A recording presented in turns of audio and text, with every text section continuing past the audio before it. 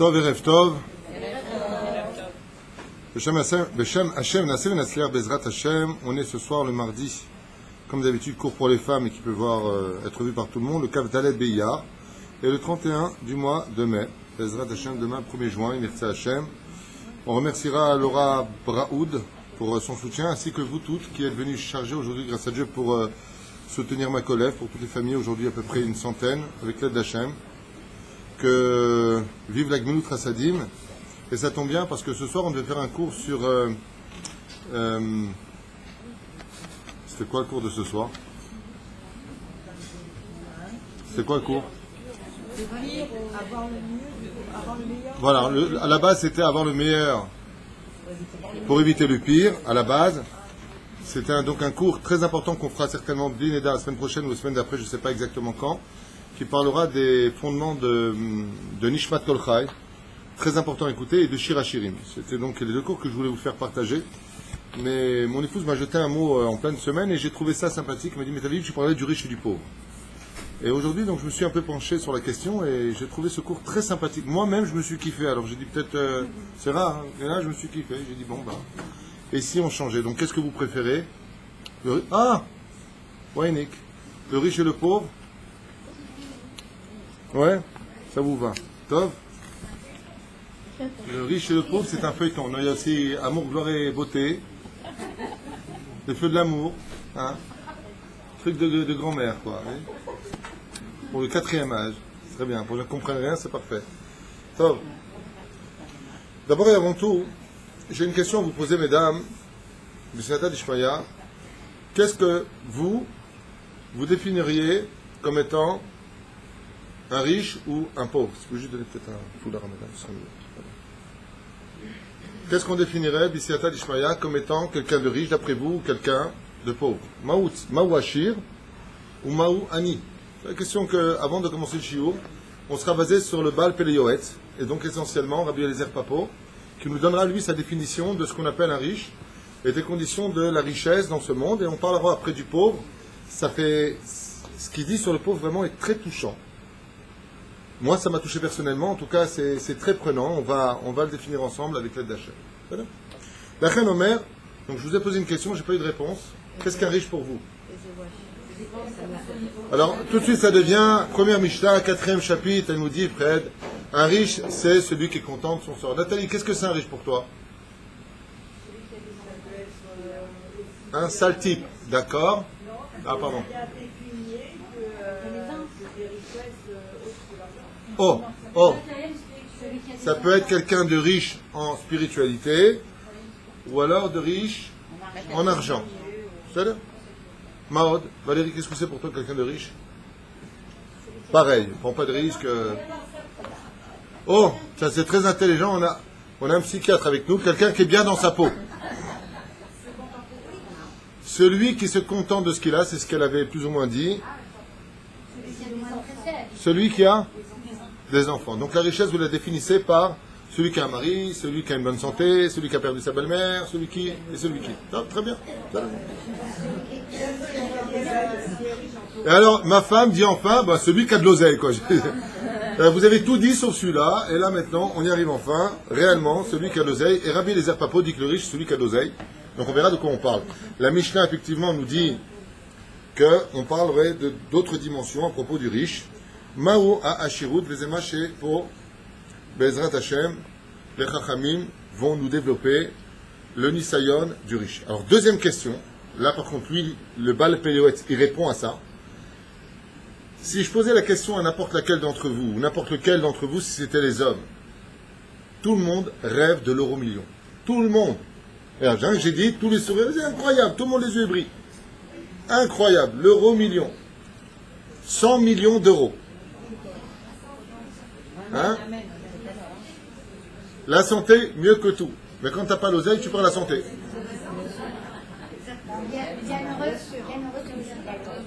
Il y a... Alors, ma question, je vous demande de vous concentrer parce que le Baal Peleyoet commence sa première phrase avec ça. D'après vous, si j'avais commencé par la pauvreté, vous auriez beaucoup de mal à répondre. Beaucoup. Quelle est l'épreuve la plus difficile? L'épreuve de la richesse ou l'épreuve de la pauvreté? Vous dites l'épreuve de la richesse. Manienne. Sachez que vous avez raison, le Baal PES commence son premier commentaire. Ashirut ou aniseyon chazak mina eniut. Ne viens jamais t'imaginer une fraction de seconde que l'épreuve de la pauvreté est plus forte que l'épreuve de la richesse. Plus tu es riche, et plus ton épreuve sera difficile. Maintenant, pour comprendre ça, avant de commencer les textes du Péléoët, ça vous intéresse? Très bien. Quand j'étais prof, quand on faisait ça, je disais... Tov, il faut une mikdama. Alors cette mikdama, grâce au shiur qu'on a fait sur le challenge d'une vie, qui était un cours très puissant. J'ai même un peu regretté de l'avoir fait parce que j'ai livré des secrets trop, peut-être rapidement, je ne sais pas. Mais vous avez compris qu'on est tous Chelek Elokam Mamash, Chelek Elokam Ma'al, et que Akadosh Hu se trouve vraiment, Valarti Betochechem, je me trouve parmi vous, en vous. Le Créateur du monde, on a expliqué à la fois un challenge par rapport à lui-même que nous, aujourd'hui, représentons. Très bien. Le but de chaque juif, je m'adresse essentiellement à la nation juive, les autres nations peuvent écouter s'ils veulent, mais dans le texte, ce qui nous concerne nous, le but, c'est d'avoir été un peu projeté dans une jungle et d'être capable, de par nos propres forces à nous, c'est-à-dire l'annulation de notre intellect pour se remplir de l'intellect divin, de rester toujours en contact avec Hachem, c'est-à-dire Shaharit, Mincha, Arvit, d'être toujours capable de fixer un temps d'étude qui est la chose la plus difficile de toutes les mitzvot de la Torah, plus que le respect des parents. D'être constamment en train de ne jamais oublier, d'être capable de fixer un temps d'étude le matin et le soir, comme le 8e verset du premier chapitre du livre de Yoshua nous le demande, comme nous demande Shulchan Aruch, mitzvah taseh min Torah lilmod Torah, nous avons l'obligation d'étudier la Torah, que tu sois riche, que tu sois pauvre, que tu sois vieux, que tu sois jeune, que tu sois malade, ou que tu sois en bonne santé, que tu sois, tout le monde a l'obligation de fixer un temps d'étude. Tout le monde a l'obligation d'aider son prochain. Donc, vous avez compris que par rapport à toutes ces données que vous connaissez par cœur, donc je ne vais pas m'étaler plus que ça, c'est juste une préface, notre challenge est de vivre dans un monde aveuglé, dans un monde obscur, dans un monde mensonger, dans un monde, excusez-moi pour le mot, théâtral, où tout est fait de façon des scènes les unes après les autres, que le Créateur du monde va nous mettre à l'épreuve. Et le but, c'est de rester tout le temps, d'adhérer à Hachem, d'être, comme Baruch Hashem, on a pu le constater avec les grands tzadikim, d'être constamment en rapport avec le monde de la mitzvah. Shiviti Hachem les negdi tamid. Est-ce que je suis capable, Hachem, de t'installer devant moi pour toujours? Maintenant que vous avez compris ça, vous avez compris pourquoi le PLES s'est dit, attends. Être pauvre, tu crèves la dalle, ce que tu veux, mais tu auras beaucoup plus de facilité à rester proche de Dieu. Par contre, d'être très riche, on ne parle pas de celui qui a 1000 shekels en banque, on parle vraiment très riche. Celui-là, il te dit, Baruch Hashem, le Péléoët, il te dit, lui, son épreuve, ne soit jamais jaloux de lui. Et pourquoi? Parce que Dieu lui-même l'a annoncé dans la Torah. Il n'a jamais dit, la pauvreté t'éloignera de moi. Pas du tout au contraire. Mais par contre, qu'est-ce qu'il a dit? Vaishman Yeshurun Vaïvat. Dans la Torah. Dieu, il te dit, dans la dernière paracha du livre de Devarim, il te dit, Vaishman Yeshurun Vaïvat. Il suffit que je t'engraisse pour que tu me donnes un coup de pied au derrière. En une seule seconde, étant devenu riche, ou étant né riche, tu n'auras pas besoin de moi. Tu me donneras un coup de pied au derrière. Pourquoi prier quand tu n'as pas besoin de quoi que ce soit? Yiratson, quand tu maries un couple, je leur dis, Bezrat Hashem, shetisku, lakim bait neman, b'Israël, mishelachem, bli mashkanta. Que vous ayez le mérite d'acheter, regarde tout de suite. Amen, amen, de partout. Hey, hop, ça y va, amen, amen. En français et en hébreu, Hashem, comprend toute la langue. Ouais. Le riche, il n'a pas ce problème. Il a une maison du nord au sud, de l'est à ouest. Peu importe. Mazé, c'est un acquis, c'est pas un acquis. Lui, il va te dire en attendant, c'est à moi, qu'est-ce que tu veux chez moi? Non, c'est Péroucha là-bas. Quand tu as, Baruch Hashem, cette possibilité d'avoir de l'argent, tu fais tes voyages, tu n'es pas mirasra, tu t'installes en première classe. Tu as déjà voyagé une fois en première classe? C'est la classe. Le maître, c'est la classe. Le lit,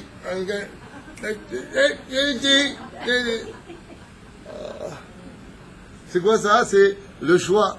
Et t'as pas que tu le plantes dedans, il se casse. Hein? C'est des vrais couverts. Elal. Là, tous, Elal. Ouais. Il est là avec le monsieur un champagne. Hein? Elle est belle ou pas? Quand tu reviens de Los Angeles, comment tu arrives? Et de l'autre côté, aïe. Hein? 30 voyages, je me suis tapé, moi. Pas du côté premier. Hein. Comment cacher? Comment cacher? Alors, quand tu as de l'argent, tu as les meilleurs médecins, tu as les meilleurs avocats, tu peux te permettre d'éviter plein d'embrouilles. Il fallait quelqu'un de riche. On lui a dit, tu vas te marier avec elle dans la famille. Ils sont très durs, ceux-là. Ils ont beaucoup de mal à aimer. Il m'a dit, t'inquiète pas, ils vont m'adorer. Ben, ils l'ont adoré. Alors, à chacun, il les a tous achetés avec des cadeaux, des machins. Ah, comment tu vas? Qu'est-ce qu'on kiffe? Ouais. Baruch Hashem. La richesse dans la Torah, c'est un nisayon qui est très dur. Pourquoi?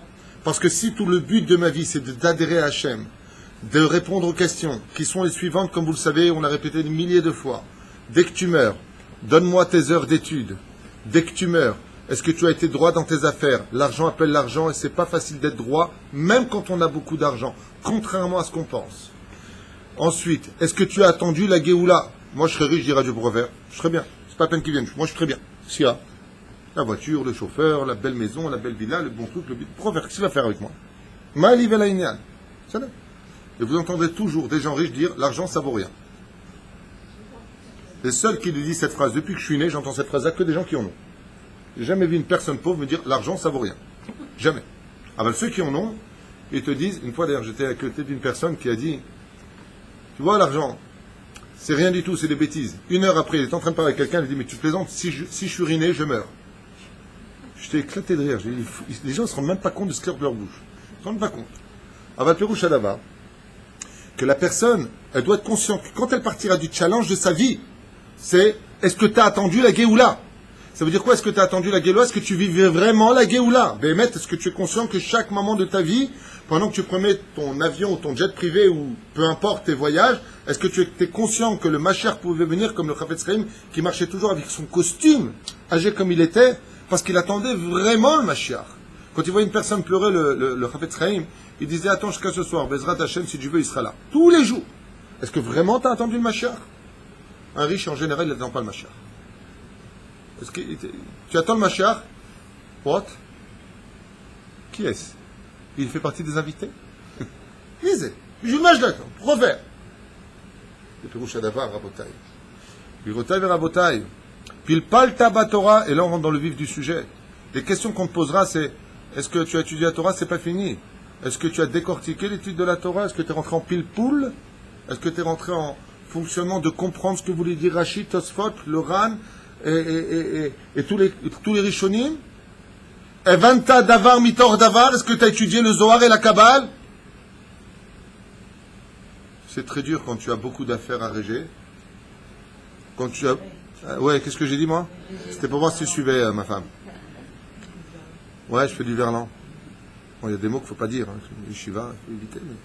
Kikaron, en ce qui nous concerne, nous, Bisiata Ishmaya, quand on a beaucoup d'affaires, beaucoup de bonnes situations, on n'a pas le temps de faire tout ça. Et qu'est-ce qu'on fait? On fait très souvent le geste suivant. Bah, tu sais quoi, toi, mon fils, va étudier à Yeshiva, voilà. Non. Il mène un mille. Ça, c'était la Mikdama.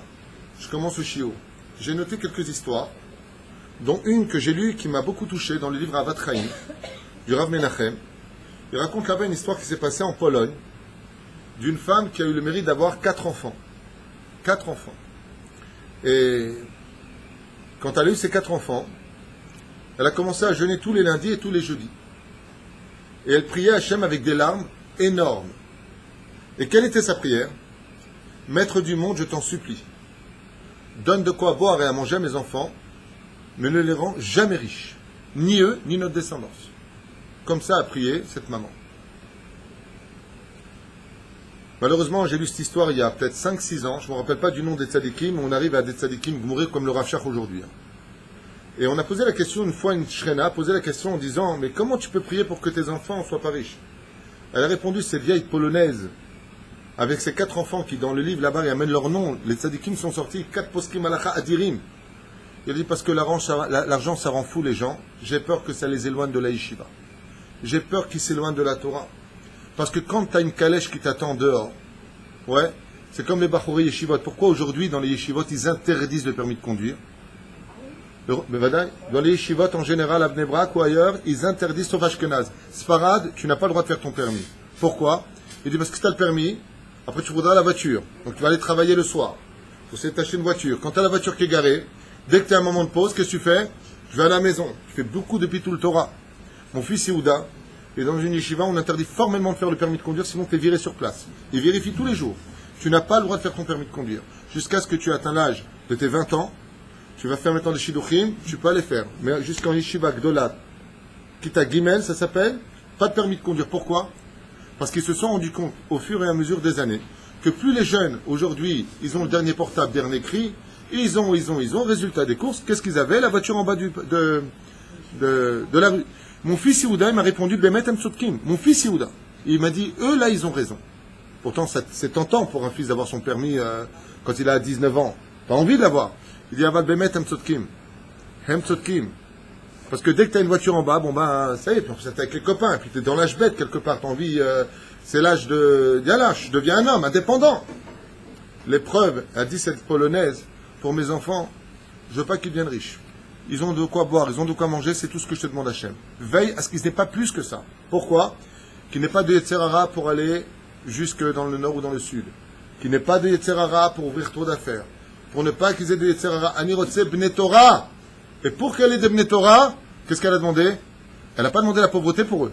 Attention, ne confondez pas. Elle a demandé qu'ils ne soient jamais riches. Car cette Polonaise-là, cette vieille grand-mère juive, elle s'est rendue compte que la richesse, tout autour d'elle, avait éloigné les gens et les avait rendus maintenant ce que dit le texte. C'est pour ça que j'ai mis cette mikdama de cette histoire qui m'est venue à l'esprit quand j'ai commencé à lire ce qui est marqué ici, qui dit comme ça. Beaucoup plus dur est l'épreuve de rester adhéré à Dieu dans la richesse que dans la pauvreté.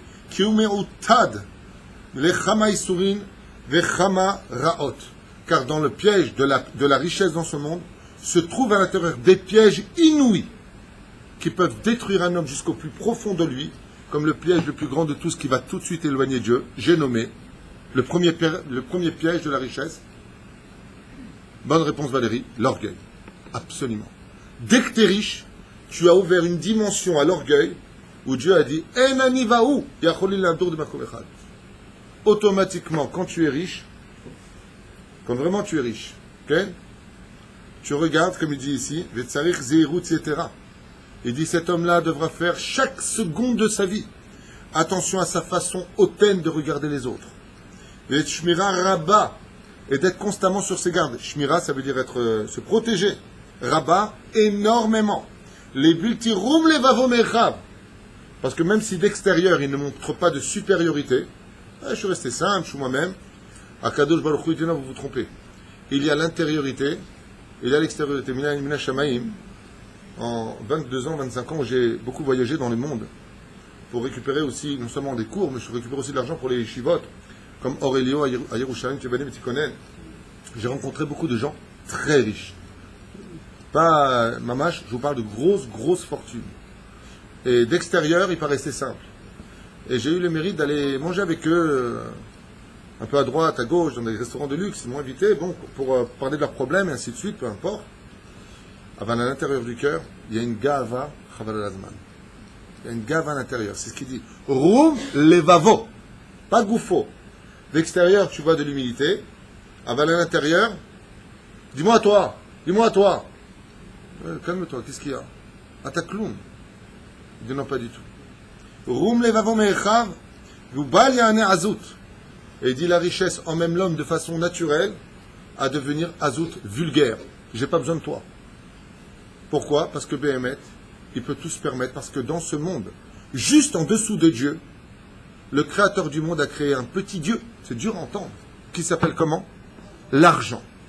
Et étant donné que ce système par lequel le monde fonctionne est si important, le créateur du monde a écrit dans le livre de Chagai, par le prophète Chagai, Li Kesef, Veli Azaav, Neum Hashem Sevakot. On n'a jamais vu Dieu dire ce qui est à toi est à moi. Il le dit, tout ce que Dieu a créé, il a créé dans son kavod. Mais il n'a pas dit ça, c'est à moi. Il y a une chose de tout ce qu'il a créé qu'il a dit, ça c'est à moi. Plus que tout sur terre, c'est l'or et l'argent. Dieu te dit, ni l'or ni l'argent chez toi ne t'appartiendront jamais. Jamais. C'est à moi. Ce que tu dépenseras, tu me donneras des comptes sur chaque sou parce que c'est à moi. Li à kesef, veli à zahav. C'est à moi, c'est pas à toi. Pourquoi Dieu nous donne un tel langage? La Gemara nous dit, dans Baba Batra, que Akadosh Baruch Hu le dépose d'une personne à une personne. Et pourquoi le dépose chez lui? Al-Pi Kabbalah, alors je vous donne déjà une réponse de Rabbi Nachman de Breslev. Il dit en général, les Neshamot qui sont Me'od Gvo'ot, très très hautes, ont un tikkun qui est digne de leur niveau à eux. Et c'est pour ça que Dieu les rend riches. Ça veut dire quand tu vois une personne qui est riche, sois pas Mezalzel Bo. Il y a même Mitzvah de se lever devant une personne qui est très riche. Mitzvah de se lever devant lui, devant une personne qui est âgée.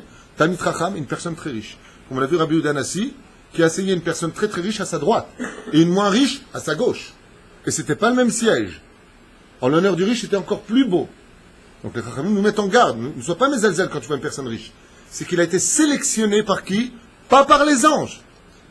Par Dieu lui-même. Donc quand on parle d'un riche, il faut faire attention. Car Minashamaim, celui-là, dit Rabbi Nachman, il a une Neshama qui vient du monde de la Beria. Berama Gvoa Me'echav. Ça veut dire que c'est pas Stam. Il a une Neshama qui vient d'un monde, Rabbi Nachman dit comme ça, tellement élevé que lui, Rabbi Nachman rajoute quelque chose de surprenant sur le riche. Vous savez ce qu'il dit? Rabbi Nachman.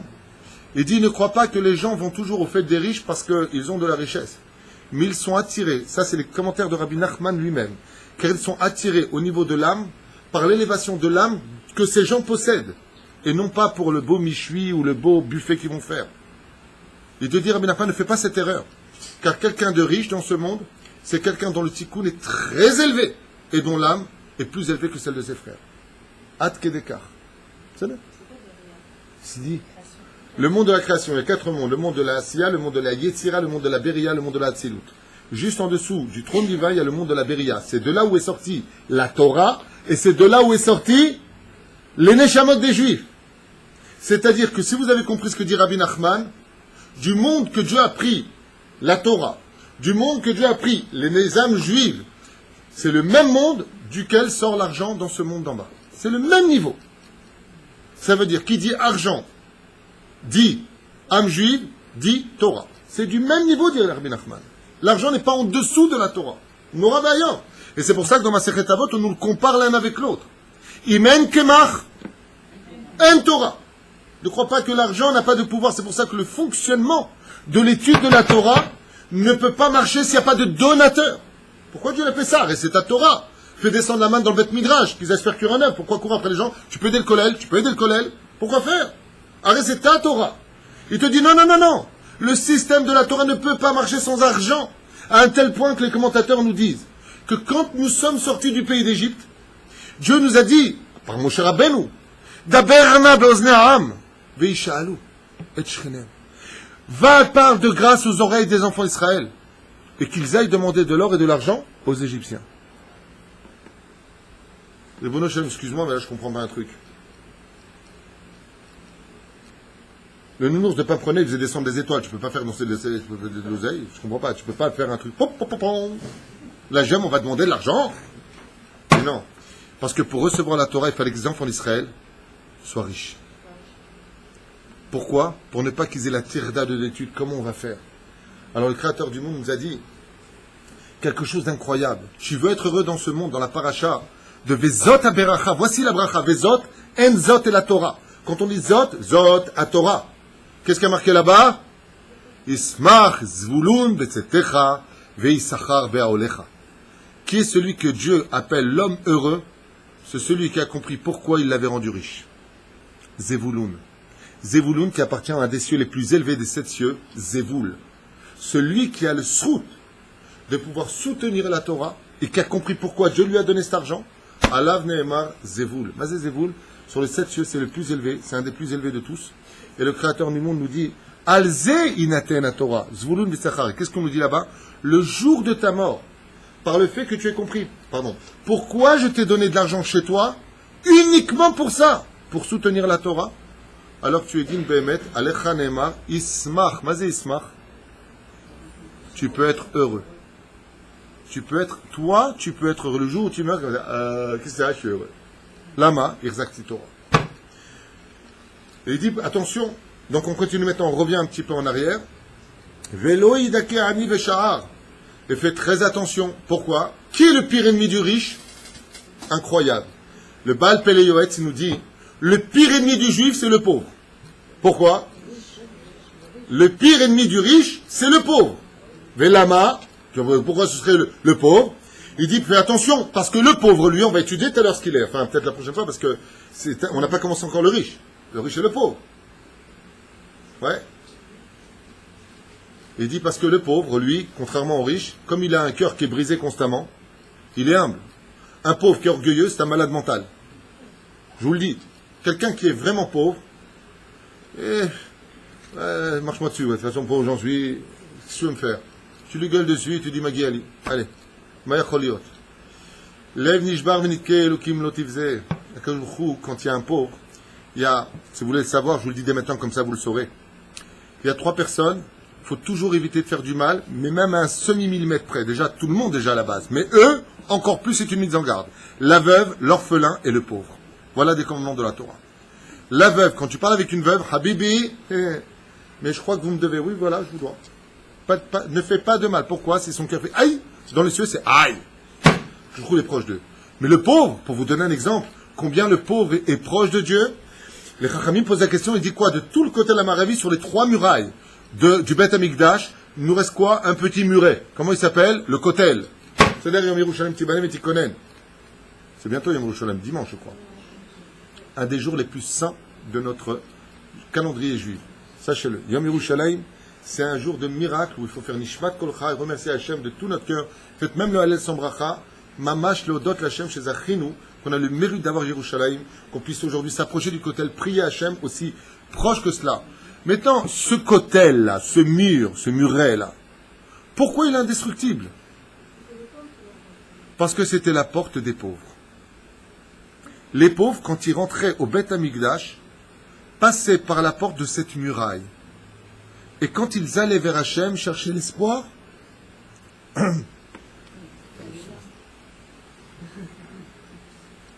esprit, sortez de moi.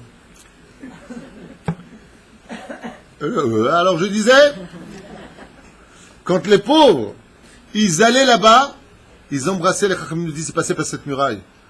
Le pied qui a foulé cette terre venait d'un cœur brisé, des gens qui n'avaient rien.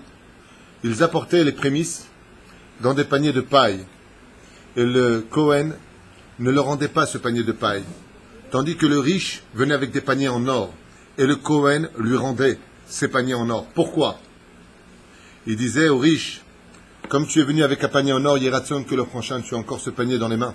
C'est pas gagné d'être riche tous les jours. Mais quand il arrivait avec le pauvre, il venait tellement avec des larmes en disant, je m'excuse, c'est tout ce que j'ai pu apporter. Il prenait le panier, il lui disait, ton panier, on te le garde. Tu n'en auras pas le prochain besoin. Pourquoi? Parce que peut-être que tu viendras avec un panier en or. Parce que le pied des pauvres foulait la porte de cette muraille, jusqu'à aujourd'hui, on l'appelle le mur des lamentations. En quoi de lamentations? Baruch Hashem, on fait des bar mitzvot. Oui, les bonbons, la totale. C'est la guerre là-bas. Baruch Hashem. Des mitzvot, bien sûr. Azma Yatzamizeh, qu'on appelle le mur des lamentations parce que là-bas, c'est la porte des pauvres. Là-bas, les pauvres, quand ils venaient, ils versaient des larmes. Et Akadosh Baruch Hu est proche de ces gens-là. Maintenant, vous avez compris ça, on revient dans l'étude. Il y en a qui disent parce que c'est le mur qu'a fait le roi David. Comme ça, vous aurez toutes les dérotes. Il dit, fais attention, le riche de qui doit le plus se méfier du vrai pauvre. Pourquoi? Parce que le pauvre, s'il pleure à cause de lui, souvent, vous avez vu comme ça, quand quelqu'un a de l'oseille, vraiment de l'oseille, vous pouvez aider une yeshiva, ouais, t'es le 5e, vous commencez à me... Bon, viens. Pourquoi tu l'appelles maintenant? On sait jamais, tu vois pas, il me fait un truc comme ça, il me parle de celui-là. Ils ont haïf. Velo yeh, otem ozno mizakat dal. Il dit, fais très attention. Tends bien ton oreille, mais tzaakat dal. Pourquoi? Tzaakat dal, c'est le cri du pauvre. Quand un pauvre, par exemple, il soupire, caché l'oméod, il soupire, son soupir, c'est un ange qui monte dans le ciel faire une accusation.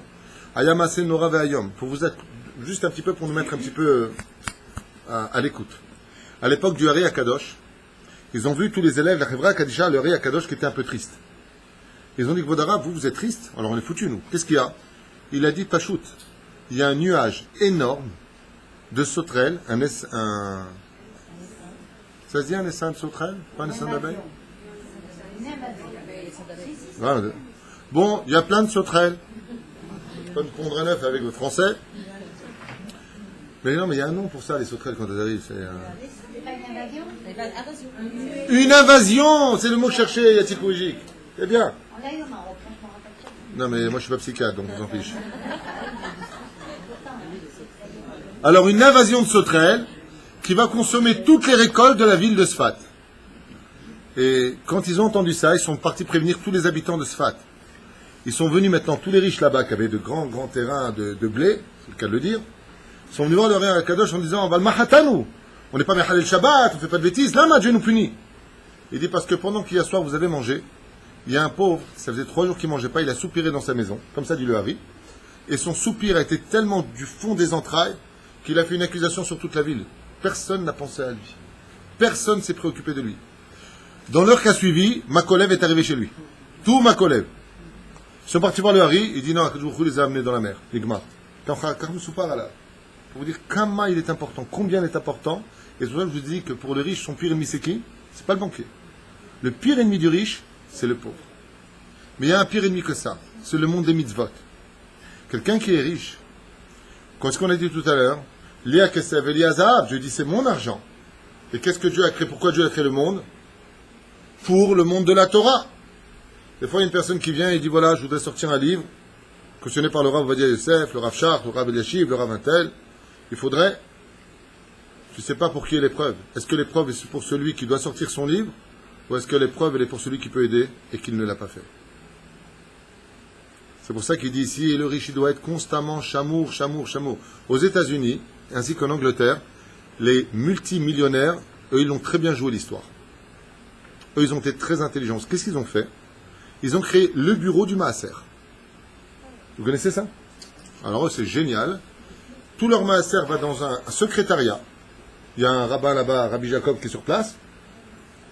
Et donc, tu viens avec tous les papiers, et lui, il te dit non, sorry. Parce que là, ça va. Il te dit non, vous allez voir là-bas, j'ai un bureau qui s'occupe de mes Maasrot. Et là-bas, mes Chalkim, ils envoient exactement de façon précise leur Maaser. Top. Avant, encore une fois, il va parler de ça. Il dit ici que le riche ne doit surtout pas se suffire du Maaser, sinon il sera plus ni peine comme Ben Gurion. C'est quoi Ben Gurion? Vous connaissez l'histoire de Ben Gurion? Vous ne connaissez pas l'histoire de... Pas Ben Gurion l'aéroport, hein? Ben Gurion de chez nous. Ouais? Vous ne connaissez pas? Ah bon? Alors Ben Gurion, c'était un des 3 riches de la ville de Jérusalem. Archi multimilliardaire. Et il avait un principe très bizarre. Il était très précieux. Il ne supportait pas de marcher sur le sol. Il aimait marcher que sur la moquette. Et Ben Gurion était un homme tellement riche qu'il n'aimait pas n'importe quelle moquette. Il aimait, c'était bien, la moquette perse. Donc les tapis persans, qui coûtaient une fortune.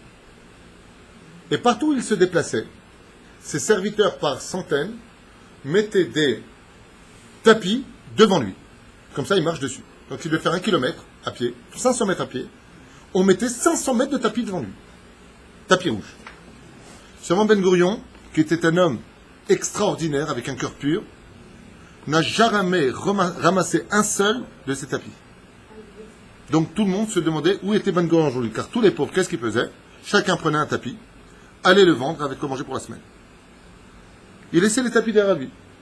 En plus, ça, il n'aimait pas marcher 2 fois sur le même tapis.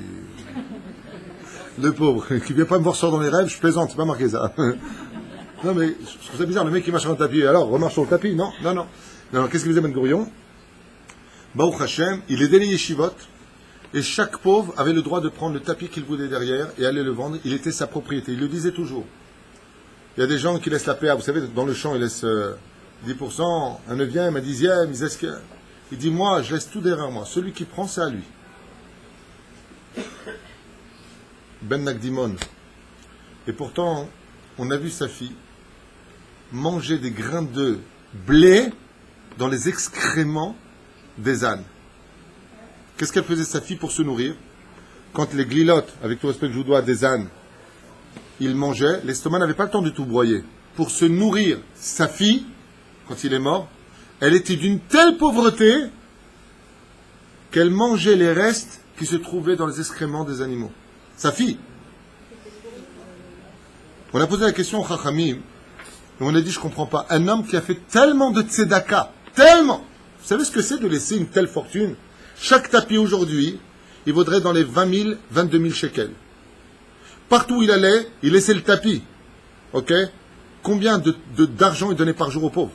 Allez. Dans les cieux, non seulement il n'a pas été récompensé, mais il a été puni lui et sa fille. De quoi? Le Créateur du monde, il lui a dit, tu aurais pu donner 100 fois plus que ce que je t'ai envoyé. Combien tu as donné, Ben Gurion? Il lui a dit Hachem. Comme un atata. Tu as donné combien par jour? 500 000 shekels. Tu aurais dû donner 5 millions de shekels. Et tu aurais eu le centuple en plus. Tu n'avais pas de problème de les donner. Ça veut dire, c'est pour ça qu'il nous dit ici, fais très attention à propos du dal. Ne donne pas, on te donne dans conscience. Ça va, bon, écoute, je vais donner 3 000 à l'un. Ma pitom. Comme ça nous dit la Gemara. Elle dit, ma pitom, pour pas ça une fraction de seconde. C'est juste derrière, il parle ici, Ben Gurion. Il dit, non, tu dois donner selon tes moyens. C'est là. Imaginez comme ça que vous faites un mariage, si Dieu veut de vos enfants.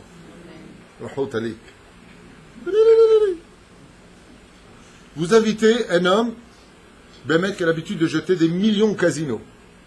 Je pose une question, maintenant vous me dites votre avis. Hein. Il vient seul, il ne vient pas avec sa femme. Vous avez payé chez vous la mana 150 shekels. Il vous laisse un billet bleu. C'est rouge et bleu en Israël, maintenant c'est passé au bleu le billet. Hein. 200 shekels. Comment vous réagissez sérieusement? Hein? C'est un crevard. Voilà, déjà ça sort en premier rang ici. C'est un gag. C'est une caméra cachée.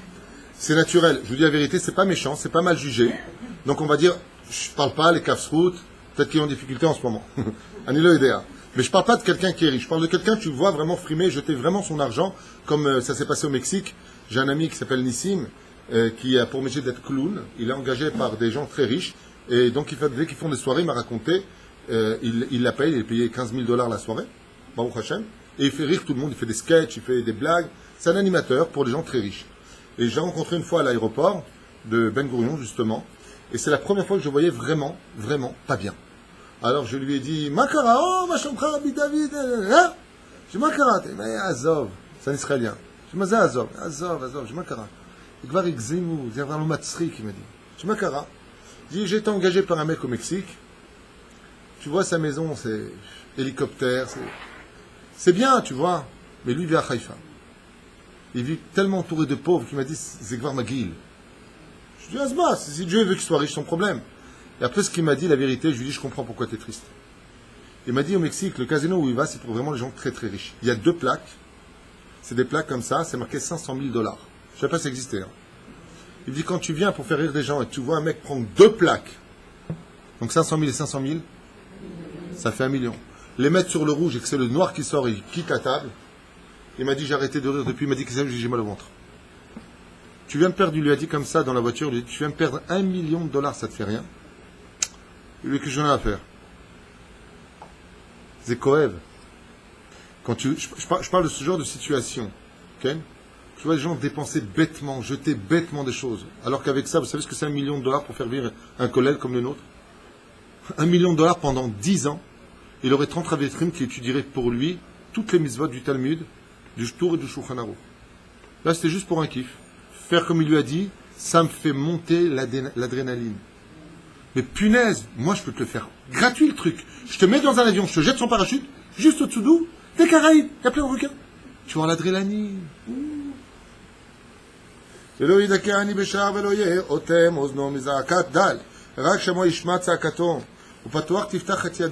Comme la Torah nous le demande.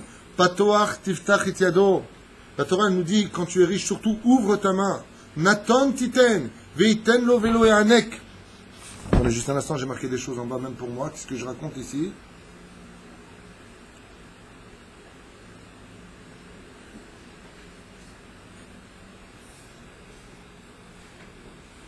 Ah, ici j'avais fait une parenthèse que j'avais lue dans un autre livre qui dit, donc j'ai ramené là, que je reviens un petit peu en arrière parce que Dilakti Alzé, j'ai surmonté ça. Et il dit ici que la richesse, c'est ou pour l'épreuve de l'homme, dans le sens où, et là vous allez être choqués de ce que vous allez entendre, mais c'est marqué dans la Torah, hein, dans le livre d'Evarim, c'est la deuxième chose que Dieu dit, c'est que quand un homme doit être puni fortement, Dieu le rend riche.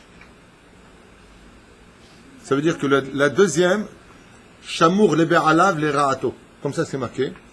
Qu'est-ce qu'il fait Hachem? Qui a été le premier à se retrouver très riche et avoir été puni par la richesse? Le premier de l'histoire de la création. Bonne réponse, le serpent. Chazak. Puisque de lui il y a marqué, personne n'a répondu mais c'est pas grave. De lui il y a marqué, partout où tu iras, ouais, tu mangeras de la poussière, mais la poussière elle est partout. Dans la Gemara de Masechet Brachot, on nous dit celui qui rêve d'un serpent qui le mord, c'est qu'on lui annonce une richesse. Partout où tu iras, tu trouveras ta nourriture. Mais c'est une klala ou c'est pas une klala? C'est une klala ou c'est pas une klala? Partout où tu vas, tu gagneras ta vie. C'est une bénédiction ou une malédiction? Qu'est-ce qu'il a fait Hachem? Il a dit au serpent, comme maintenant tu as fauté, je vais te maudire de la pire des malédictions. Je vais tout te donner, comme ça jamais tu auras besoin de prier. Je vais tout te donner, comme ça tu n'auras jamais besoin de prier. C'est ce qu'il dit ici. Comment chez Katoub, Hachem le ten, les familles, la rechaïm, et c'est pour ça que vous voyez des fois des gens rachats, des gens mauvais, devenir très riches. Pourquoi? En réalité, c'est pas un cadeau, et toi tu comprends rien de ton côté. Ah, justice divine, je comprends pas. Alors quoi, faut être rachat pour être riche? Non, rien du tout. Comme il a fait pour le serpent dans l'origine des choses. Tu auras besoin de personne. Tout le monde te craindra. Le serpent partout, il va, même les chevaux, les rhinocéros, tout le monde se bat. Ouais, le serpent est un roi. Extraordinaire. Aval de l'autre côté quoi? Il mue tout seul, il a son royaume tout seul, il a une dent contre tout le monde, même deux. Résultat des courses, ou l'autre s'achlit palel, parce que même s'il n'y a pas de nourriture, la poussière le nourrit. Même si dans la klala, c'est que tout ce qu'il mange aura le goût de la poussière. Je ne rentre pas dans les midrashim. Juste pour nous dire quoi? Shamour les beralav. Dieu dit, je te laisserai riche, les beralav, les ra'ato. Pourquoi les ra'ato? Pour que quand la personne est part de ce monde, attends, dis-moi, j'ai fait un mikvé quand même, oh, j'ai fait une mitzvah. Dieu lui dit, je t'ai donné une super villa. D'accord, mais j'ai emmené un rave qui a fait un grand cours de Torah, il y a eu 4 Ozem Betchouva. Dieu lui dit, je t'ai offert 4 voitures.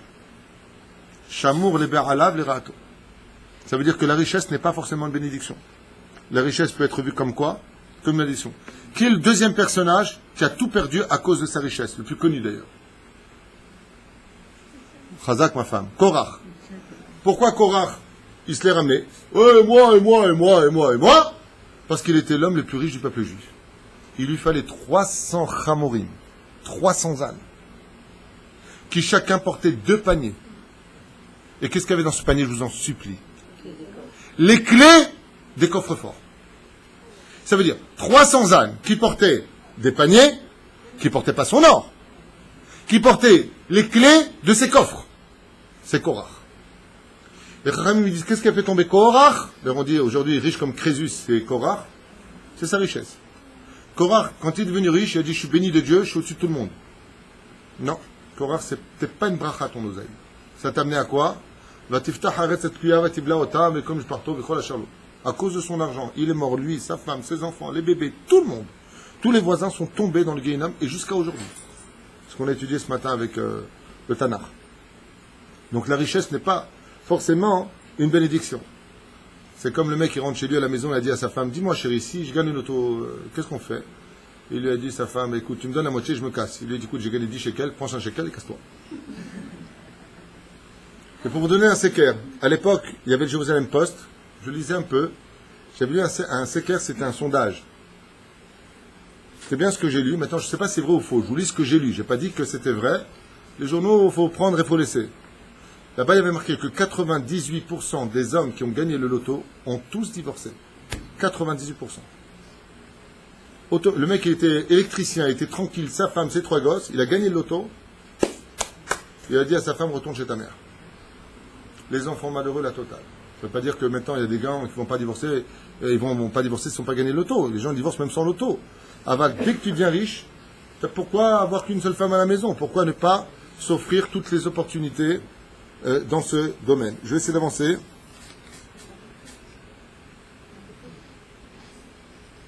La troisième chose que j'ai notée ici d'un autre livre qui m'a été enseigné par le Rav Ari Garbian, par mon Rav, il m'a dit, un jour mon Rav, ça s'est marqué dans le livre, ce que je vous lis, j'ai noté de côté, vous voyez, j'ai mes notes à côté du livre, et on n'a pas tourné la page, il y en a 3, pour le pauvre. Ça vous intéresse? C'est bon?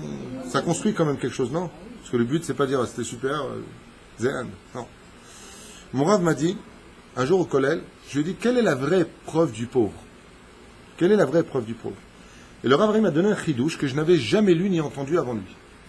Il m'a dit, le problème du riche, c'est que pour lui, il dépense toujours beaucoup, en général. Par exemple, tu fais une villa, fais les travaux, la piscine, $30 000 de plus pour faire l'escalier qui soit un peu plus arrondi. Bon, faut acheter nous autres combien? 180 shekels, mais vous êtes trop cher. C'est comme dit le Ravari. Il m'a dit, Anashim Aele, ce sont des gens qui n'ont rien compris. Dans la Hanoukat Baïk, qu'est-ce qu'on dit? Pourquoi Dieu t'a donné des portes pour que tu mettes la mezouza? Pourquoi Dieu t'a donné un toit pour la mitzvah du Maaké? C'est-à-dire tout ce que tu as, c'est pour servir la Torah. Quand tu viens et que tu fais ta villa ou que tu fais ta maison, sans compter. Le dernier fauteuil crie à 30 000 shekels, il n'y a pas de problème. C'est parce que c'est la marque Russie de ta race maudite. Alors le Ravari, non mais c'est un truc de fou, hein. Son fauteuil c'est le même que l'autre. Ce moment-là il y a marqué Sgan Fine, là-bas il y a marqué Sgan Rasra. Ah bah au niveau du siège c'est pas forcément plus agréable qu'un autre. C'est juste que bon bah c'est plus joli. Et t'as raison, la marque vaut de l'argent, je ne discute pas. C'est ce que mon Rav qui dit ça. Il me dit mais, je reprends ces mots à lui. Hein. Quand tu es capable de dépenser pour toi, est-ce que tu es capable de dépenser au moins un quart de ce que tu as dépensé pour toi pour Dieu? Je répète ce que lui a dit. Il m'a dit, comme ça il m'a dit Ravarié, je ne sais pas quelles sont ses références. Il m'a dit que dans le ciel, quand le Créateur du monde, il voit des gens qui, hey, moi, ils vont faire, et ben, la brioute, au contraire. Si en plus t'es riche, t'es radin, va te suicider, quoi. T'es un fou. T'es riche, au moins profite. Mais fais profiter avec toi tout le monde. Fais profiter avec toi tout le monde. Veillez, betecha, bedvad hachamim. Tu as un grand salon, fais venir de grandes vartora. Baruch Hashem, tu as une piscine, ça peut servir de mikvé, invite des pauvres dans ta piscine. Invite des gens qui n'ont pas les moyens. Regardez par exemple un exemple bête. Qui sont ceux qui souffrent le plus des vacances? Les femmes religieuses. Pourquoi? Elles, pour partir en vacances, ça signifie va crever. 8000 enfants, fais à manger du matin au soir, le kissouille, la jupe longue. Quand tu viens à la plage, elle te dit pourquoi faire? Pourquoi faire? Je peux me mettre comme ça, je peux pas y aller, je peux pas. Vous imaginez une personne qui est riche, qui a une piscine privée, qui a une belle villa, et elle décide de faire une fois par mois pour toutes les religieuses, ma maison c'est la vôtre. Makom Sago, les femmes peuvent enfin profiter. Il y a une personne qui a Baruch Hashem, tout à l'heure il m'a raconté, il a une belle villa, quelque part, à Ashdod, avec une belle piscine. Il fait partie des gens qui étudient tous les matins de 9h à 10h30, 11h avec la Vrechim ici. Et il me dit, tu sais, ma chavruta, elle n'est pas très bien en ce moment. Alors je lui ai parlé, je lui ai dit, Makara, sa femme est en dépression, elle vient d'avoir son 10e enfant, elle a mal vécu l'accouchement, elle s'en plaint pas. Et je lui ai dit, alors qu'est-ce que tu lui as proposé? Il lui a dit, je lui ai proposé de partir moi 3 jours avec ma femme en vacances et de lui laisser ma villa. Je lui ai dit, Charkor, Behemet Kolakavod. Je lui ai dit, maintenant, toute ta villa, elle a pris toute sa signification. Pas simplement c'est un chacham, aval ugama'ani. Ugama'ani. Dans la tzavaat, vous demanderez à vos rabbanim. Dans la tzavaat de Rabbi Yehuda et Chassid, il dit, quand tu te fais une nouvelle salle de bain, si tu ne veux pas mourir, l'histoire, le mot qu'il emploie, c'est le mot suivant. Pour éviter que tu meurs à cause de ta nouvelle salle de bain, fais d'abord, en premier, laver un pauvre dedans. Que le pauvre puisse dire, ah, Baruch Hashem, je me suis lavé. C'est le but de son, pour vous dire à quel point c'est dangereux d'être riche. Le pire, c'est pas ça. Le pire, ta salle de bain. Tu refais une salle de bain, même dans une maison dans laquelle tu habitais. Rabbi Yehuda Chassid, si tu fais une nouvelle salle de bain, qui est considérée comme un luxe, aujourd'hui, vous ne vous rendez pas compte de la chance que vous avez. Demandez à vos mamans, pas vos dinosaures, vos grands-mères et la grand-mère. Hein. À l'époque, les toilettes, quand par exemple en Israël en 1950, 60, 70, ils allaient creuser dans les champs hein, pour aller aux toilettes. Ne l'oubliez pas. Ma mère m'a raconté qu'en Tunisie, il n'y avait pas de robinet. Hein, c'était Cosette, c'était un puits au fond, le seau, tu le montais, tu faisais. Aujourd'hui, on vit un luxe incompréhensible. L'eau chaude, l'eau froide. On ne se rend pas compte de la chance qu'on a, je vous le dis. Je vous le dis, vous ne vous rendez pas compte. En France, je peux vous rappeler, il y avait les toilettes turques, 1 toilette pour tout l'étage. Je mens? C'est la vérité. Aujourd'hui, on a 3 toilettes. En plus, ils sont tout le temps occupés. Il y a une chose, d'ailleurs, je fais une parenthèse qui est là-bas. Ne mettez jamais des bouquins là-bas. C'est pas bien. C'est pas intelligent, quoi. Et depuis que les portables existent, ils n'ont plus besoin de vos bouquins. Vous verrez rarement une personne rentrer aux toilettes sans son portable. Je dis, qu'est-ce que t'attends? Où est mon portable? Je dis, pourquoi je vais aux toilettes? Je dis, quel rapport? Je peux pas parler dans les toilettes. Ouais, mais je peux envoyer des... Ils sont devenus fous, les Gaulois. Alors, il dit, le Rav Aryeh m'a enseigné encore autre chose.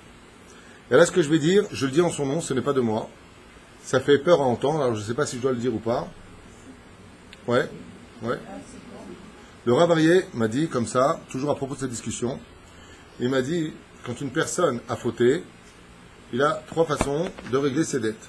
Ou il se réincarne, ou il va dans le Kafakela, ou il va au Gehinam.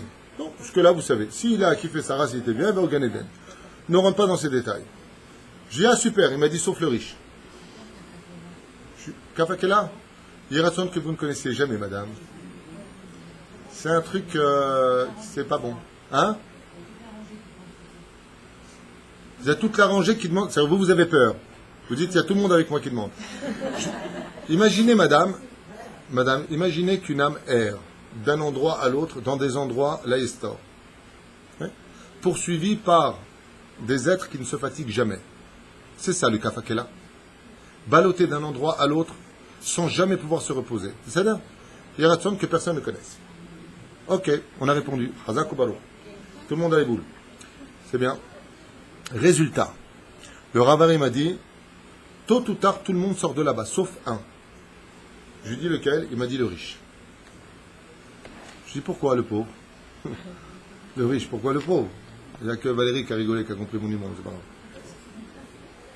Je dis pourquoi le pauvre? Il me dit parce que le riche, il y a des yeshivot qu'on fermait à cause de lui. S'il avait été là, il les aurait fait vivre. Il y a des enfants dans les yeshivot qui mangent que de la margarine et du pain. S'il avait été là, ils auraient pu rester en yeshiva et devenir des grands en Torah. Ce qui fait que le riche, il prend la responsabilité du rôle que Dieu lui a donné, qui n'est pas que pour sa génération à lui, il est pour toutes les générations qui sont venues après. Combien tu aurais pu vivre, faire vivre ta Torah? Profite, achète ce qu'il faut pour toi. Aval, n'oublie pas que tout ça est fait pour revenir à son Créateur. Naton titen, venatenu. Comme tu donnes, tu reprends. Et plus tu donnes, et plus Dieu te donne. Je vais vous raconter une chose qui s'est passée cette semaine, j'en ai parlé à ma femme. J'ai pas l'habitude. Ce que je vais dire, je dis vraiment les Shem Shamaïm. J'ai vécu cette histoire d'ailleurs 2 fois depuis que je suis avec toi.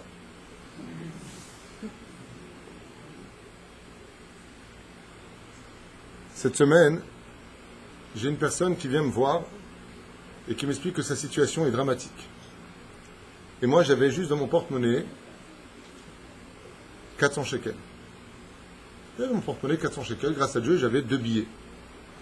Et dans ma tête, je dis, quand j'écoutais et que j'ai compris qu'il s'agissait d'une affaire sincère, une vraie histoire, pas du pipeau, dans ma tête, je dis, alors je vais lui donner mes 400 shekels, c'est minimum pour l'aider. Quand j'ai ouvert mon porte-monnaie, j'ai une robe qui m'est montée. Je dis, malais, et moi j'aurais pu. Alors dans ma tête, je dis, bon, je lui donne 200 et je garde 200. Mon Yetzerator m'a dit, ma pitom, t'as dit tu donnes 400, tu donnes 400. J'ai pris mes 2 billets, avec un grand sourire, je lui ai donné. Je dis, voilà. Mais Hachem Aitazot, ni flat ben et nous. Il raconte que ça t'apporte bracha v'atzlacha. Je lui ai donné le dos pour pas qu'il ait honte, ni qu'il me dise merci, je suis parti. Où est-ce que je partais? Je partais à la maison. J'arrive en bas de la maison, sans rentrer dans les détails de qui, que quoi, dont lequel. Maintenant, moi, je pars à la maison, léger, parce que j'ai plus de dans mon... Hyper léger. Je vous promets que c'est vrai, hein. Ma femme peut être témoin. J'arrive en bas de la maison, et je gagne, sans rentrer dans les détails, qui, que quoi, dans lequel, 4000 shekels.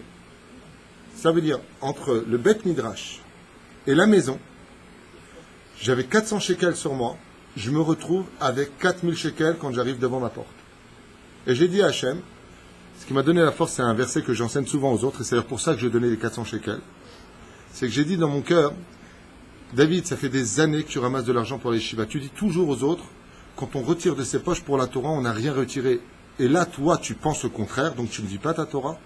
Je vous livre un secret personnel que vous ne racontez pas aux autres. Personne ne doit savoir. Je vous promets que c'est la vérité. J'arrive en bas de la maison. Ah, Rav Toutou, je cherchais par rapport, vous savez, donc je dois 4000. J'ai dit à ma femme, quand je suis arrivé là-haut, je lui ai dit, tu vois, le miracle, il n'est pas d'avoir pris 4000 shekels. Alors Valérie me dit, ah bon? C'était quoi? S'il m'avait donné 5000, j'aurais pas vu le miracle. S'il m'avait donné 3999, j'aurais pas vu le miracle. Mais j'ai donné 400 et Dieu m'a dit, voilà ton maaser, tu l'as donné maintenant, prends tes 4. Aya, mamash, maaser shaya. Mais il y a eu plus que ça. Mon épouse, que Dieu bénisse son mari, me dit, attendez la suite. Elle a pris la moitié? Elle a tout pris, quelle la moitié? Voilà. Il n'y a pas marqué pigeon. Alors, je vous parle de cette histoire il y a 7 ans. Et ma femme pourrait être témoin. Mon épouse me dit, je voudrais qu'on aille ce matin à Bnei Brak. Je lui dis d'accord. Je lui dis pourquoi? Elle m'a dit, j'ai besoin d'acheter quelque chose de précis, et là-bas, il y a une boutique, Rehov Rabbi Akiva, qui a ce que je voudrais. Moi, étant gentleman, je lui dis, bien sûr. Maintenant, j'ai juste un problème. C'est que Baruch Hashem, ici, tous les matins, il y a l'accueil, beaucoup de gens viennent demander de l'aide. Alors, on donne. Et à un moment, il me restait 20 shekels, un billet vert, dans mon porte-monnaie. Au moment où j'arrive à la voiture, il y a une main qui se pose sur moi et qui me dit, Wallah, achita azorli. Je suis d'abord un ilo achicha, tafsik ima mila achi, non makir ota bichlal. Vas-y frérot, donne-moi un billet. Alors je lui ai dit, Makara lema, tasbirni lema, אם אתה רעב אני מוכן, אתה רוצה סיגריות, אתה רוצה... לא. אני באמת תראה מצב שלי, il me dit comme ça en hébreu, מצב מאוד מאוד דחוק. Et donc qu'est-ce que je fais à ce moment-là? Je regarde mon porte-monnaie, et j'ouvre là, il n'y a pas de monnaie, je regarde là, il y a un billet de 20. Rien d'autre. Et je regarde, je lui dis, Manomar ou Manedaber? Il me dit, Al-Tedaber, avec ta vie. Pas peut-être de parler, juste tu fais le geste. Je lui dis, Bemet, Atanireli, il m'a dit, Bemet, Anitzarir. Je lui dis, vraiment? Il m'a dit, oui. J'ai pris le billet de 20 et je lui ai donné. Maintenant, de quoi j'étais embêté, moi? Pourquoi ce billet de 20? J'avais ma carte sur moi, un maximum. De toute façon, on est parti avec la carte. Pas la tienne. J'ai dit, si ma femme me demande un coca, j'ai pas de monnaie. Je ne vais pas me donner une carte Visa pour acheter un coca, une canette de coca à Bnei Brak. Ça veut dire un maxi pourri, là, un truc X, là, je sais pas quoi. Ouais. Et ma femme me demande un coca. Je dis, bon, ben, il me reste plus qu'à aller trouver un kiosque à une carte Visa et lui acheter toute la boutique. Je dis, bonjour, je voudrais un coca, oui, 5 shekels à Bnei Brak. Maintenant, j'ai une carte. J'arrive comme ça, je traverse la rue et je vois un kiosque. Et je dis, bon, alors ce que je vais faire, dans ma tête, je vais donner à la femme de la boutique ma carte pour payer ce qu'elle a besoin. Je vais lui dire, voilà, dessus, prenez-moi 100 shekels, donnez-moi 100 shekels. Je vous promets, ce qui s'est passé, c'est la chose suivante. J'arrive maintenant devant le kiosque, je regarde ce qu'il a, combien ça va coûter pour voir ce que je dois faire. Et je me retourne, je vois un truc de loto juste à côté. Top, je regarde si j'ai vraiment pas de monnaie, peut-être on sait jamais. Et je vois vraiment, mais un truc de fou, hein. Je sais ni d'où il sort, ni d'où il vient. J'ai regardé avant, il n'y avait rien. Je regarde au fond de mon porte-monnaie, écrasé, vieux, pourri, je ne sais pas d'où il sort, un billet de loto. Tu sais, les trucs comme ça, là, les cravates. Je dis, oh, je ne sais même pas si c'est valable. Tiens, je le donne au mec, juste à côté. Et moi, il me dit, oh, Mazel Tov, 920 shekels. Je suis au punaise, elle va boire la bougre. Alors là, je lui achète le whisky. Non, elle va boire la bougre. La bougresse. Je me retourne et je lui dis 2 colas.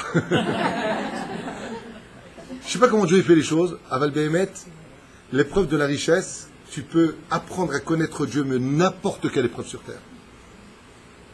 Je vous ai parlé de 2 histoires, j'en ai plein à vous raconter d'amis comme Yitzhak Darmon. Alors lui, c'était une histoire extraordinaire, je ne vais pas la raconter, mais il y en a plein, et toute la journée à raconter, de gens qui ont fait Baruch Hashem, et qui ont compris la valeur de l'argent. La reine au merpo. Alors je vais essayer maintenant de foncer. Vous savez ce qu'on fait? Aujourd'hui on fait le riche, la semaine prochaine on fait le pauvre. Parce qu'il est tard. Kon mi shemevate ashir, hu, qu'est-ce qu'il dit? Ezek l'ilmot. Ok. Rak ya alav mamono, la sot et retzon bor'o v'niknot bo chayo lamaba. Car le riche, il dit ici, le Baal Péléoët, je suis obligé de sauter plein de passages, donc c'est ce que j'ai souligné.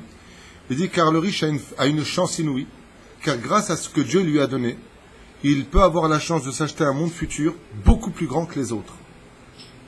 C'est pour ça que Korach, jusqu'à aujourd'hui, est au Gehinam. Pourquoi Korach est au Gehinam? Pas simplement parce qu'il a tenu tête à Moshe, mais parce qu'il était extrêmement riche et qu'il n'a pas mis son argent au service de la Torah.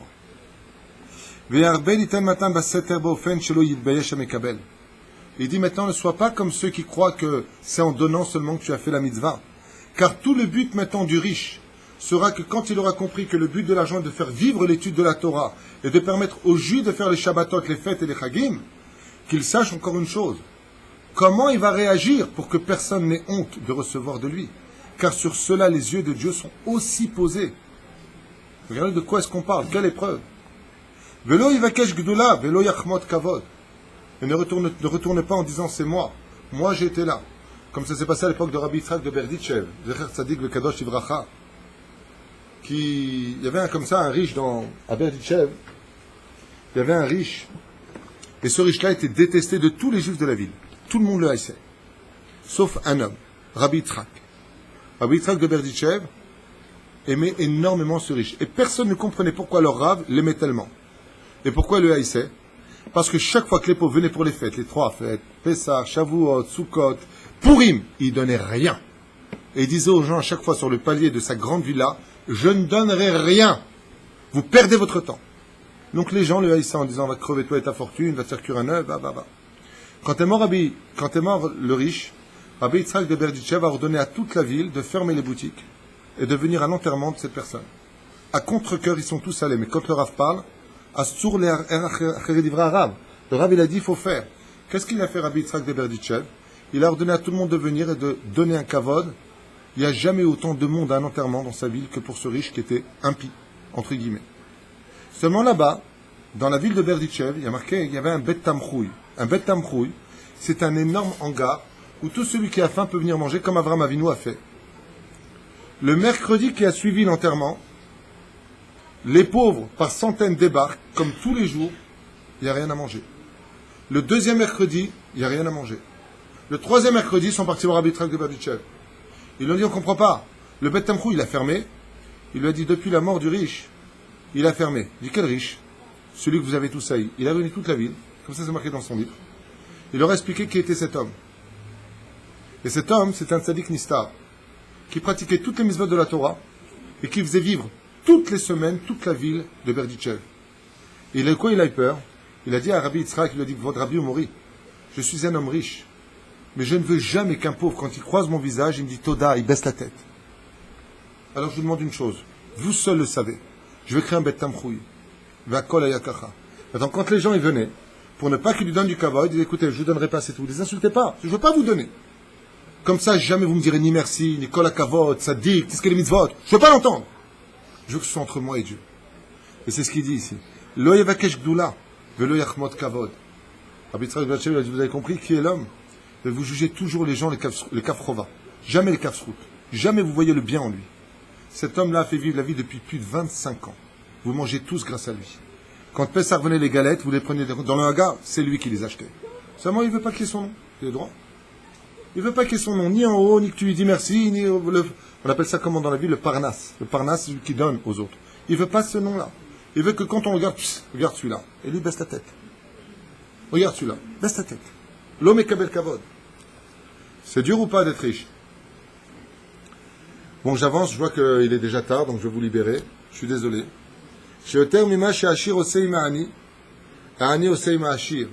Et il dit, sache une chose. Ne crois jamais que le riche fait plus aux pauvres que le pauvre fait aux riches. Car la Gemara nous enseigne. Pourquoi Dieu a-t-il créé des pauvres? Pour permettre aux riches de continuer à vivre et de payer ses fautes. Pourquoi Dieu a créé des pauvres sur terre? Quand tu auras Mashiach, il n'y aura plus de pauvres. Contrairement à ce qui a été enseigné par un autre Rav, Zelo Nachon. C'est marqué non seulement dans les prophètes, on n'aura plus besoin ni de Rav, ni d'élèves, ni de Chavrutot, ni de Tzedaka l'un des autres. L'on est Stavech Yoter.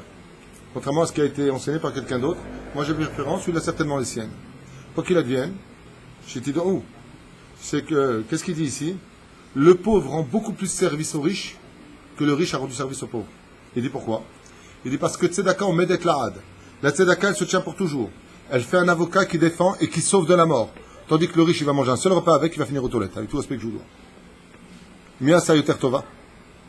Zayn. Est-ce qu'elle est Rav Touv? Ensuite, il y a un noten zakam utbarer b'shesh brachot. Quand une personne aide l'autre, il se fait bénir de 6 bénédictions. Bénédictions. Et que s'il lui donne une belle parole avec, il en prendra 11. En tout, Gematria, 17, Tov Asa. Qu'il est Kartov Natati Lachem Torati Al Ta'azovu. Veyoanim Benebeto. Fais toujours en sorte que quand tu fais une fête, tu invites les plus pauvres de ta ville à ta fête. Toujours qu'ils soient là. Pas comme Avraham Avinu qui a commis une fois une erreur, et à cause de ça, Dieu lui dira, prends ton fils et emmène-le. Quelle erreur a commis Avraham Avinu, dit le livre Kavayachar. Quand il a fait la Brit Mila de son fils, il a invité tous les rois. Il a oublié de prendre un pauvre au moins à sa table. Dieu lui a dit tout de suite, le lendemain de la Brit, il y en a qui disent il avait 37 ans, il y en a qui disent, quoi qu'il advienne, qu'est-ce qui a marqué dans le Kavayachar? Akadou Chou Sholet Bazman, Karchnaet Bincha, prends ton fils, emmène-le mourir. Il dit pourquoi? Le Kavayachar, il dit parce que le jour où il a fait une fête, il a oublié les pauvres. Quelle fête c'était? Le jour de la Brit Mila. Veihe Memaed Be'esek Va'asok Vatorah.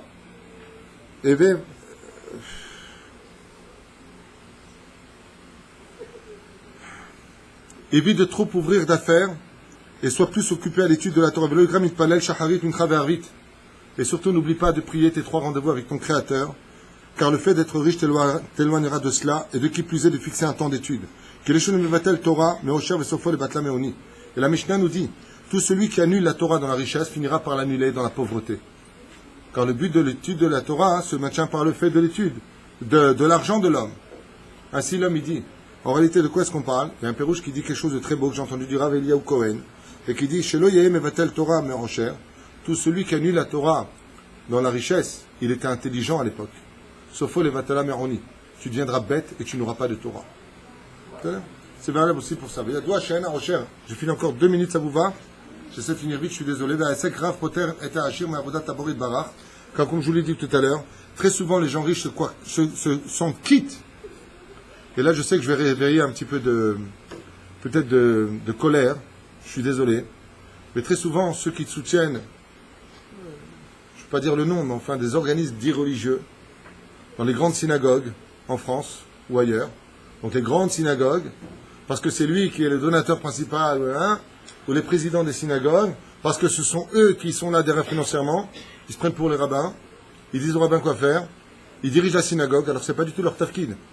Si tu as le srout de soutenir la Torah parce que tu es riche, et qu'on t'a nommé président, n'oublie jamais une chose, au-dessus de toi tu as le rav, et en dessous de toi tu as les pauvres. C'est pas comme ça que ça se passe. En général, quand le mec c'est lui qui soutient, ils sont tous comme des petits crêpes derrière. C'est pas comme ça dans la Torah. Dans la Torah, c'est toi qui dois dire Toda Rabba, que vous me donnez le mérite de pouvoir faire vivre la Torah dans cette synagogue. Malheureusement, les rabbinim ont peur des présidents parce que, c'est le donateur. Et Azma, de qui t'as peur? C'est Dieu le donateur. De quoi t'as peur? Si lui s'en va, il y en aura un autre. Depuis quand les dirigeants, les présidents, ils ont leur mot à dire dans comment on doit diriger une synagogue? Il y a le Rav qui est là pour ça. Le président qui est digne de ce nom, qu'est-ce qu'il doit dire? Arabe, tout ce qui est halakha, tout est anaga. Mais c'est pas comme ça que ça se passe. Malheureusement, c'est pas comme ça que ça se passe. Malheureusement. Je suis obligé d'avancer. Comme c'est marqué, je finirai avec ça pour aujourd'hui, tant pis. Je m'arrête bien avant la fin du cours. Il dit, le verset nous dit, Yashpil, Yud, Atzmo, Ain, Shetikvato, Shin, Tikva, Resh, c'est les initiales. Un homme riche qui veut réussir sa vie devra tout le temps avoir devant lui que tôt ou tard il finira par mourir et que les vers mangeront ce qu'il est. Les initiales forment les lettres du mot Achir. Comment un riche peut s'en sortir sans jamais oublier que demain il pourra partir de ce monde? Et là, mesdames, vous avez de la chance. Vous avez bien fait de venir au redire. Regarde ce qui est marqué.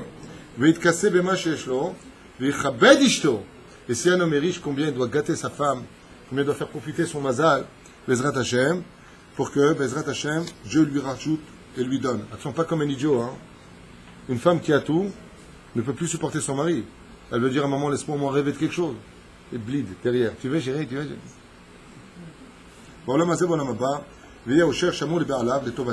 Et il finit avec ça. Et Bezrat Hashem, Dieu gardera son argent s'il s'occupe du monde de la Torah, les Tovato. Non seulement tu auras été riche dans ce monde, comme Rabbi Yehuda Anassi, mais tu seras riche aussi dans le monde futur, car contrairement à ce que Shamour l'Eraato, il y ait Shamour l'Etovato pour le bien. Le sikoum de tout cela finit par la phrase suivante. Fais kiffer ton peuple avec toi dans ta richesse et tu ne perdras rien de tout ce que Dieu t'a donné. Car si tous les riches s'occupaient des pauvres, tu peux être certain qu'il n'y aurait plus de pauvres. Voilà. On verra pour les pauvres la semaine prochaine.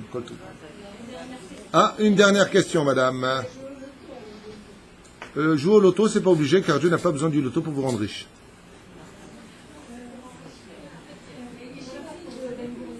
Ouais, qu'est-ce qu'elle a, la pauvre? Parce que la bracha d'un homme, c'est sa descendance. Et la punition était si violente que ça a touché sa descendance. Tu peux maudire quelqu'un, il ne dira rien. Tu le maudis sa descendance, il te tue. Ainsi donc, la punition a été violente pour Ben Gurion. Pourquoi? Nagdimon Ben Gurion. Parce que Dieu, la Gemara vient nous dire, parce que Ben Gurion, tu crois que tu as donné 500 millions de shekels par mois à tous les pauvres, tu aurais pu donner 1 milliard, 2 milliards. Parce qu'on doit donner, non pas par rapport à ce qu'on a donné, mais par rapport à ses moyens. C'est la différence. C'est marqué dans la Gemara de Rechagav. Un homme, il doit donner selon ses moyens. J'ai connu une personne à Paris. Enfin, c'est pas moi qui l'ai connu. C'est quelqu'un qui l'a connu qui m'a raconté, c'est un copain à lui. Il était très, très, très, très pauvre. Et ça vous intéresse ou je coupe la caméra? Moi, j'ai fini. Qu'est-ce qu'il a fait à Dieu? Il lui a dit comme ça, je te promets de je te fais un deal, Hachem. Si tu me montres ma situation, je fais 50-50. Cet homme-là est devenu, Bliar Enara, je ne sais pas combien, je crois qu'il a 15 parkings en France, des boutiques partout, immensément riche. Il a raconté comme ça à son ami qui est un copain à moi. Il lui a dit avant, je ne gagnais pas beaucoup d'argent, et je donnais 50% au début. Et plus tu deviens riche, là ce qu'il lui a répondu. Tu sais ce que c'est de donner 50% de ta fortune à des yeshivot? Kamakaché. Qu'est-ce que c'est dur. Et ce monsieur, qui n'est pas spécialement religieux, mais qui croit en la valeur d'être l'associé d'Hachem, il a répondu, sache une chose. Plus tu es riche, et plus ton Yetzer Hara est grand. C'est pas facile de donner quand tu es riche, contrairement à ce qu'on peut penser. C'est Pérouchadava. Kol tout.